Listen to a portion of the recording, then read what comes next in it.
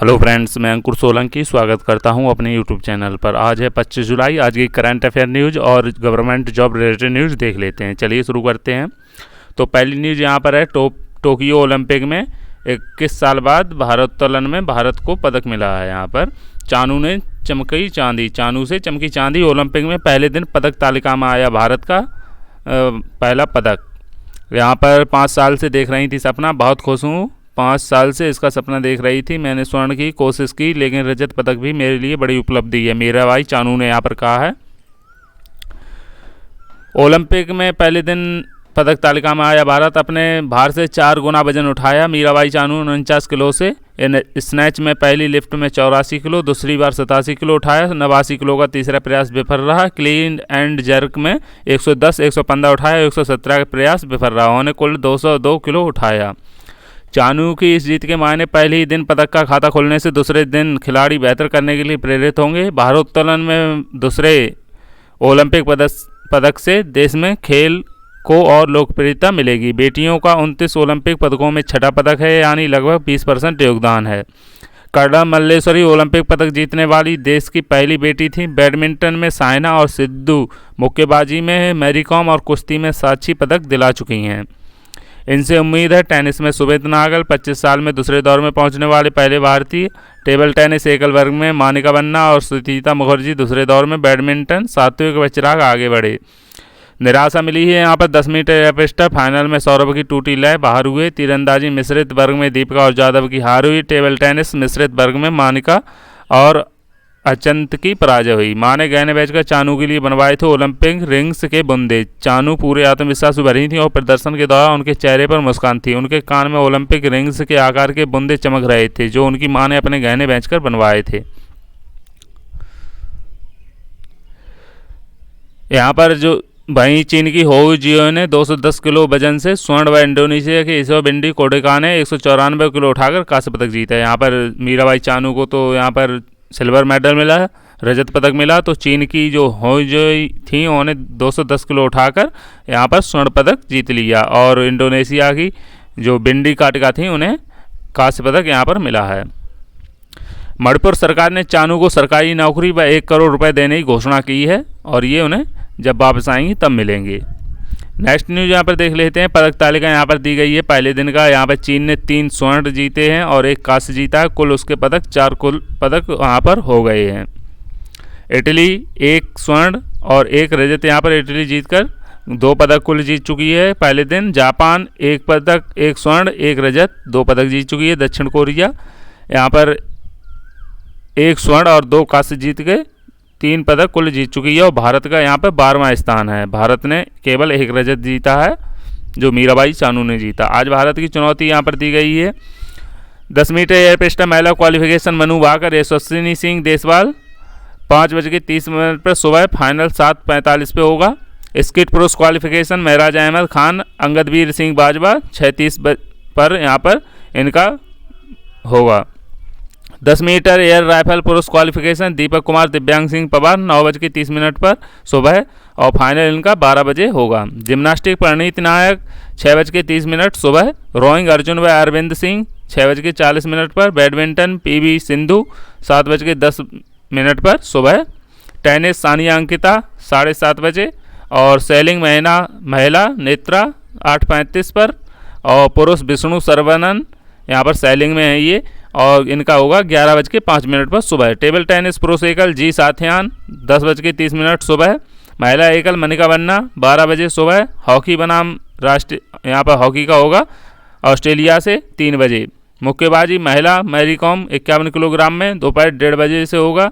पुरुष मनीष कौशिक, ये भी मुक्केबाजी में है मनीष कौशिक 63 किलोग्राम में, और इनका 3:06 पर दोपहर को होगा। तैराकी महिला 100 मीटर बैक स्ट्रोक माना 3:32 पर। पुरुष 100 metre backstroke Shri Hari Natarajan 4:26 पर शाम को।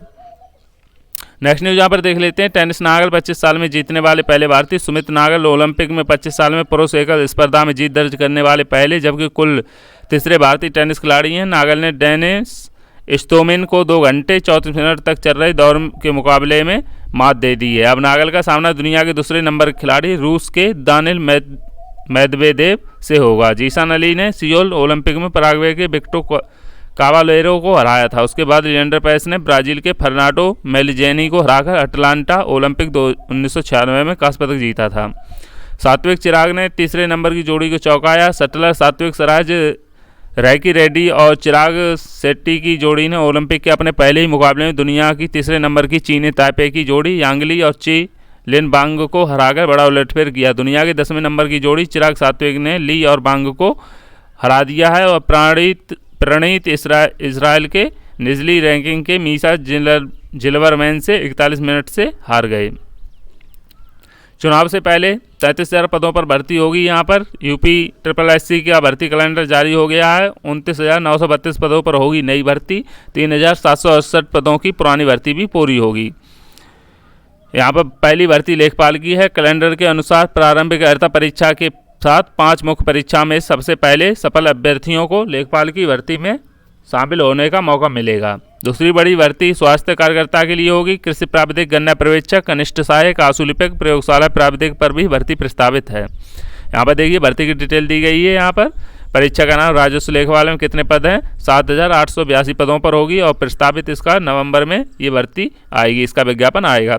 स्वास्थ्य कार्यकर्ताओं की 9,212 की होगी, इसका भी विज्ञापन नवंबर में आएगा। कृषि प्राविधिक, गन्ना पर्यवेक्षक यहाँ पर 2,500 भर्ती हैं और ये फरवरी में 2022 में इसका विज्ञापन आएगा। कनिष्ठ सहायक आशुलिपिक 2,000 पद हैं यहाँ पर और इसका विज्ञापन मार्च 2022 में आएगा। प्रयोगशाला व एक्सरे प्राविधिक 1,200 पद हैं और इसका भी विज्ञापन मार्च 2022 में आएगा। इन भर्तियों में समान योग्यता वाले पद भी शामिल हैं। 2016 से अटकी हैं भर्तियां। ऐसी 7 परीक्षाओं के परिणाम सितंबर तक जारी कर दिए जाएंगे। आयोग ने 2016 से और 2019 में निकाली 7 भर्तियां अगस्त सितंबर तक पूरी होने की उम्मीद जताई। इन भर्तियों में 3,768 पद हैं। प्रतियोगी परीक्षाओं के बाद भी नतीजे इंटरव्यू अंतिम परिणाम के लिए अरसे से प्रतीक्षित हैं। कनिष्ठ सहायक और कनिष्ठ लिपिक की भर्ती यहाँ पर 2016 वाली है जो उसका साक्षात्कार 31 अगस्त से प्रस्तावित है और पद 536 हैं। आबकारी सिपाही भर्ती जो 2016 की थी उसका शारीरिक परीक्षा परिणाम अगस्त में जारी कर दिया जाएगा। साक्षात्कार सितंबर में प्रस्तावित है। पद 405 थे। सम्मिलित अवर अधीनस्थ यहाँ पर 2016 अंतिम परिणाम अगस्त में प्रस्तावित है। पद 641 हैं। होम्योपैथिक फार्मासिस्ट 2016 रिजल्ट इसी माह, अभिलेख परीक्षण अगस्त व परिणाम सितंबर में जारी कर दिया जाएगा। कंप्यूटर ऑपरेटर 2016 परिणाम सितंबर, पद 79 पद हैं यहाँ पर, सितंबर में इसका परिणाम आ जाएगा। कनिष्ठ सहायक 2016 टंकन परीक्षा जो 29 जुलाई तक हो जाएगी, अगस्त में रिजल्ट आ जाएगा। इसके बाद अभिलेख परीक्षण अंतिम परिणाम सितंबर में जारी कर दिए जाएंगे। 1403 पद थे इसमें। आशुलिपिक 2018 अगस्त में, नतीजे सितंबर तक, अंतिम परिणाम जारी कर दिया जाएगा। 284 पद थे। रचा गया इतिहास, बिना परीक्षा सब पास, काउंसलिंग की ओर से 10वीं व 12वीं का परिणाम जारी। अधिकतर स्कूलों का परिणाम 100% रहा। बिना परीक्षा परिणाम जारी होने पर कई छात्रों अभिभावकों ने असंतोष जताया। सेंट जॉर्ज में 12वीं में शिवेश गुप्ता को 99.5 और 10वीं में लोकेश मलिक को 98.8% अंक मिले। Counselling for the Indian school certificate examination CISCE की ओर से ICSE 10वीं एवं ISC 12वीं का परिणाम शनिवार को घोषित कर दिया गया। GHS 12वीं में इमा, 10वीं में मितासी अब बढ़ रही यहाँ पर, और भी आंकड़े यहाँ पर दिए गए हैं। नेक्स्ट न्यूज़ यहाँ पर देख लेते हैं। बीएड पूर्व में जारी प्रवेश पत्र भी मान्य होंगे। जो बीएड प्रवेश परीक्षा होने को थी 30 जुलाई को, वो 6 अगस्त को कर दी गई है। तो परीक्षा का आयोजन कर रहे लखनऊ विश्वविद्यालय ने कहा है कि इसमें पहले जारी प्रवेश पत्र भी मान्य होंगे। हालांकि संशोधित प्रवेश परीक्षा तिथि के साथ प्रवेश पत्र अपलोड किए जा रहे हैं, जिन्हें अभ्यर्थी 28 जुलाई से 4 अगस्त तक डाउनलोड कर सकते हैं। प्रवेश परीक्षा की राज्य समन्वयक प्रोफेसर अमिता वाजपेयी ने बताया कि जिन अभ्यर्थियों ने प्रवेश पत्र डाउनलोड कर लिया है उन्हें दोबारा डाउनलोड करने की आवश्यकता नहीं है। परीक्षा से संबंधित अन्य सभी कार्यक्रम यथावत रहेंगे। परीक्षा केंद्रों में भी कोई बदलाव नहीं किया जाएगा। उन्होंने बताया कि राज्य के सभी विश्वविद्यालयों को निर्देश दिए गए हैं कि वे 6 अगस्त को कोई परीक्षा न आयोजित करें। तो दोस्तों, अगर आपने एडमिट कार्ड अपना डाउनलोड कर लिया है तो वही एडमिट कार्ड आपका मान्य होगा, लेकिन आप एक बार चेक ज़रूर कर लेना कि आपका एडमिट कार्ड सेम है कि नहीं है। आरआरबी दूसरे दिन भी 60% परीक्षार्थी रहे अनुपस्थित। रेलवे में non technical popular category NTPC के विभिन्न पदों पर भर्ती के लिए परीक्षा के 7वें चरण के दूसरे दिन 60% परीक्षार्थी अनुपस्थित रहे। इस दौरान 4202 परीक्षार्थी ही परीक्षा देने के लिए परीक्षा केंद्रों तक पहुंचे। परीक्षा संपन्न होने के बाद आरआरबी प्रशासन ने कहा कि सभी केंद्रों में परीक्षा शांतिपूर्ण ढंग से संपन्न हुई। शनिवार को प्रयागराज, कानपुर समेत 7 शहरों के 37 केंद्रों में एनटीपीसी विभिन्न पदों के लिए कुल यहाँ पर 10,454 परीक्षार्थियों को परीक्षा देनी थी। नेक्स्ट न्यूज यहाँ देख लेते हैं। रेलवे में नौकरी के नाम पर 8 युवकों से 41 लाख रुपए ठग लिए हैं। रेलवे में टीसी और क्लर्क की नौकरी दिलाने का झांसा देकर 8 युवकों से 41 लाख रुपए की ठगी की गई है। सिगरा थाने की पुलिस ने गिरोह के सरगना को शुक्रवार रात लखनऊ स्थित सुशांत गोल्फ सोसाइटी से गिरफ्तार किया। पुलिस के अनुसार जालसाजों ने प्रत्येक युवकों से नौकरी के नाम पर 5 से 10 लाख रुपए लिए और फर्जी ज्वाइनिंग लेटर देकर 15 दिन की ट्रेनिंग भी कराई। शनिवार को आरोपी को जेल भेज दिया गया। अन्य साथियों की तलाश में पुलिस दबिश दे रही है। आजमगढ़ के जहानगंज स्थित मुस्तफाबाद निवासी पीड़ित दीपक शर्मा ने जनवरी 2021 में सिगरा थाने में तहरीर दी थी कि रेलवे में टीसी की नौकरी लगवाने का दावा करने वाले प्रतापगढ़ निवासी शैलेश उपाध्याय और प्रकाश उपाध्याय ने पटना बिहार निवासी रितेश गुप्ता और अमरीश गौतम से परिचय कराया। दीपक के अनुसार रितेश खुद को डीआरएम बताता था। रितेश ने कहा कि अन्य युवकों की नौकरी लग जाएगी, इसके लिए 5 से 10 लाख रुपए लगेंगे।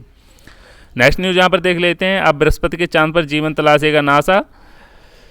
1325 करोड़ में एलन मस्क की कंपनी स्पेस एक्स से करार हो गया है। अक्टूबर 2024 में रवाना होगा यूरोपा क्लिपर मिशन। कौन सा मिशन यहाँ पर बृहस्पति के चांद के लिए रवाना होगा? Europa clipper mission.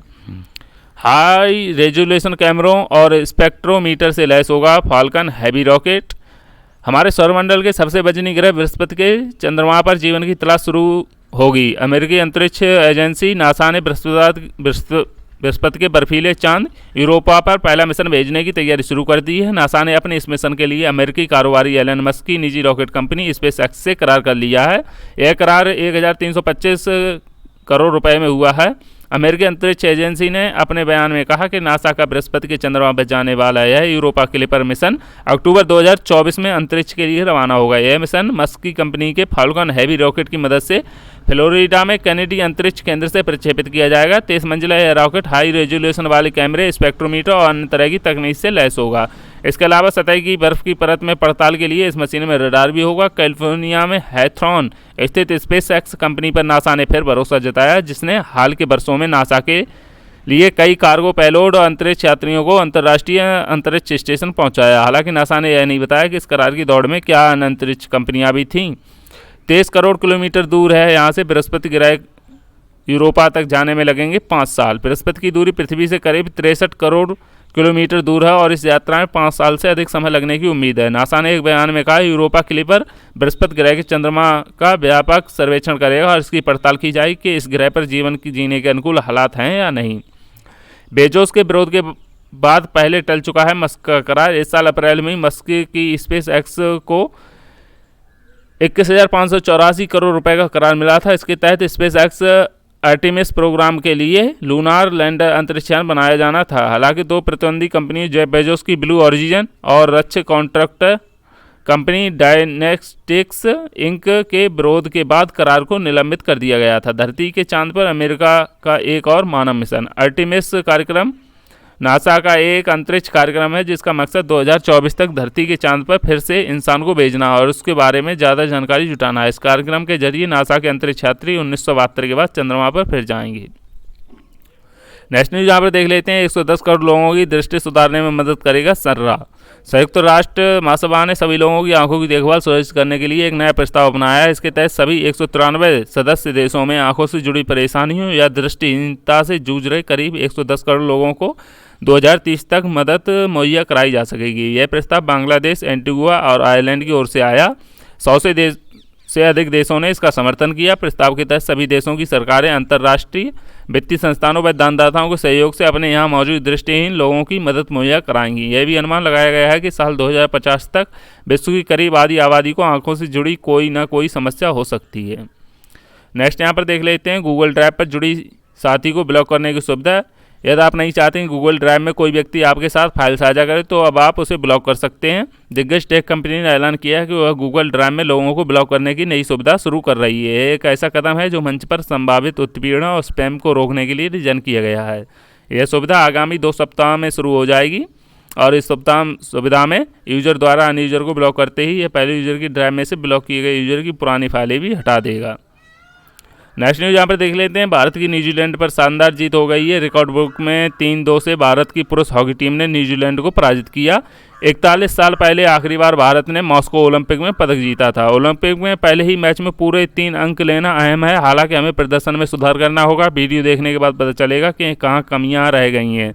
ऑस्ट्रेलिया का सामना करने के लिए टीम पूरी तरह तैयार है। हमने बेंगलुरु में इस पर मेहनत की है इस कठिन मैच को, लेकिन हम इस चुनौती को सामना करने के लिए तैयार हैं। ग्राहम रीड ने, भारतीय जो कोच हैं, उन्होंने ये कहा है। महिला हॉकी टीम को नीदरलैंड से यहाँ पर करारी हार मिल गई है। निराश होने की जरूरत नहीं है, अनुष्का लंगड़ा ने कहा है। भारतीय महिला हॉकी टीम की पूर्व कप्तान जो हैं, भारतीय महिला हॉकी टीम की शुरुआत ओलंपिक में निराशाजनक रही। शनिवार को उसने शुरुआती मैच में दुनिया की नंबर 1 टीम नीदरलैंड के खिलाफ पहले 2 क्वार्टर फाइनल में दमदार खेल दिखाया, लेकिन अंत में 1-5 से हार गई। टीम अब पूल ए के अगले मैच में 26 जुलाई को जर्मनी से भिड़ेगी। तो आज के लिए इतना ही दोस्तों। वीडियो अच्छी लगी हो तो लाइक शेयर सब्सक्राइब जरूर करना। Thank you for support.